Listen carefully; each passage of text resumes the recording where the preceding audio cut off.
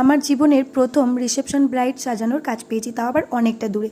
তাই প্রচণ্ড এক্সাইটেড নিয়ে ব্যাগ গুছিয়ে ফেলেছি। তারপরে ব্যাগ নিয়ে বাইকে করে চলে যাচ্ছি, কারণ 1 ঘন্টার রাস্তা ছিল। আর রাস্তাটা না প্রচণ্ড বাজে ছিল, কিছু কিছু জায়গা প্রচণ্ড অসুবিধা হয়েছে। একবার তো মনে হচ্ছে আমি পড়ে যাবো, একবার মনে হচ্ছে ব্যাগ পড়ে যাবে, মানে এরকম ব্যাপার ছিল। আর এখানেই না 51 সতীপীঠের একটি পীঠ রয়েছে, যেটি জগদ্ধামা নামে পরিচিত। তো ইচ্ছা আছে একদিন অবশ্যই যাব। আর আমি তো প্রচণ্ড এক্সাইটেড। তো তারপরে বিয়ে বাড়ি পৌঁছে গেছি, আর এই যে আমার ব্রাইড আসছে, একমুখ হাসি নিয়ে বাপের বাড়ির লোক দেখতে পেয়ে গেছে। তো যাই হোক, তারপরে দুপুরে খাওয়া দাওয়ার পর এদের কিছু রিচুয়ালস ছিল, যেগুলো পুকুর ঘাটে কমপ্লিট করতে হয়। আর আমি চিন্তিত ছিলাম যে কখন আমি রেডি করতে শুরু করব। তো তারপরে না এখানে একটা রিচুয়ালস ছিল যে পুকুর ঘাট থেকে বর বউকে কোলে নিয়ে মানে রুমে ঢুকবে।